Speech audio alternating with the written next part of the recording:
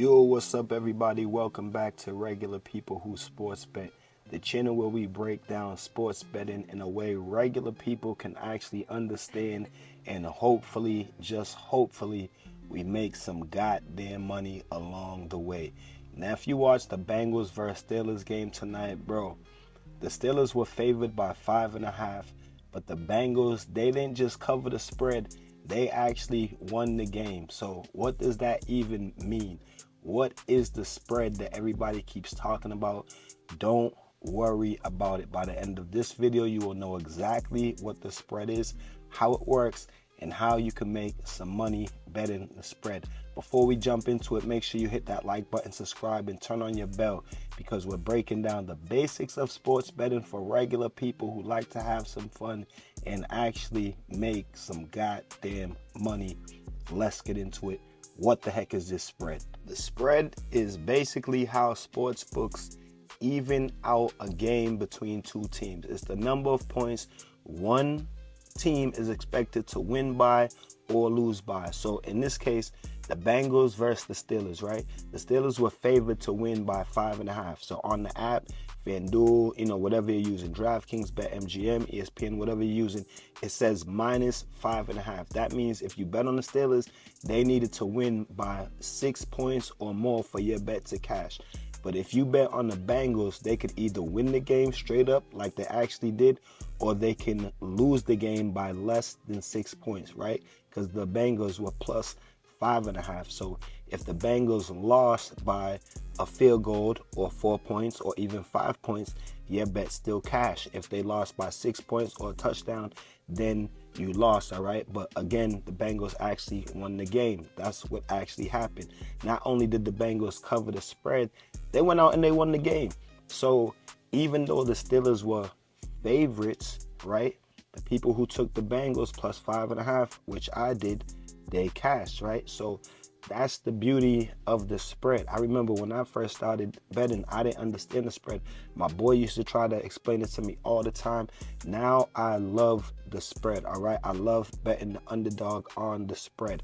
I don't really like taking the favorites to cover the spread, because every time I do, I feel like I lose. I have a higher percentage betting the plus, betting the underdog. That's just me. It's just a bet that I love.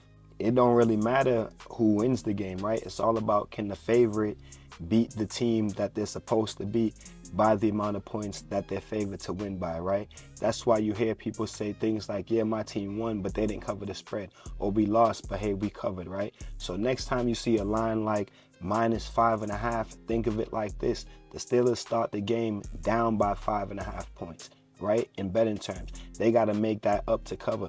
The Bengals, they're basically starting the game 5.5 points up, right? So when you're plus 5.5, you're plus 3.5, it doesn't matter if the game ends 0-0, or the game ends in a tie, which there have been, I think, 2 or 3 ties in the NFL this year already.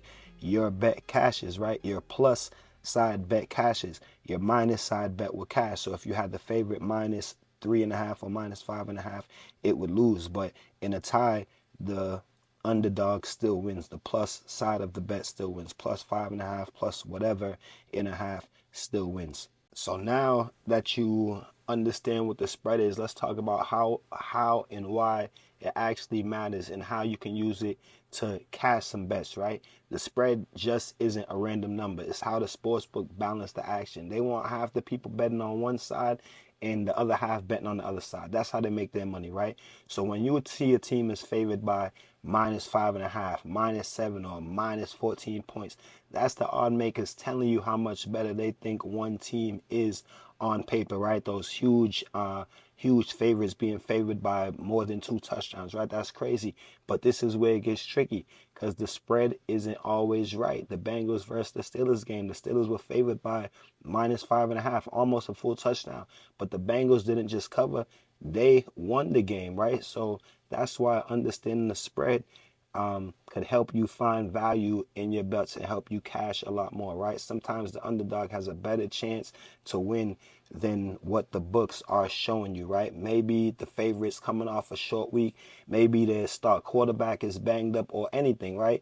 It's a division rivalry, just like the Patriots and the Bills last week. The Patriots upset the Bills lost again this week. So that just goes to show you, when you understand how the spread works, you stop just guessing and you're worrying about, oh, is this team gonna win? And it shakes you up. Nah, look at the spread. You know what I'm saying, you could find value in the spread, right? So if you think it's going to be a close game, look at the spread. If you think it's going to be a blowout, look at the spread. And if there's value in the money line, then you go there. That's where smarter bettors make their money, right?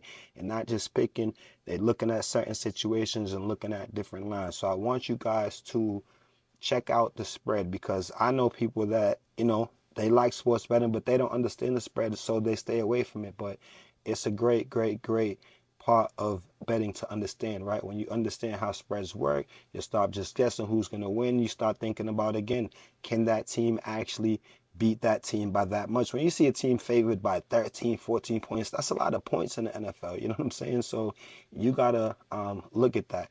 Will it be a close game? Again, you have to look at those type of things, right? So again, next time you see a line -5.5, -6.5, don't just think about if a team is going to win or lose. Think about, can it actually cover that spread, right? Since you know what that spread is now. All right, so again, you guys, regular people that sports bet, now you guys understand the spread, all right? So yeah, the Bengals were underdogs, but they covered the spread and won straight up.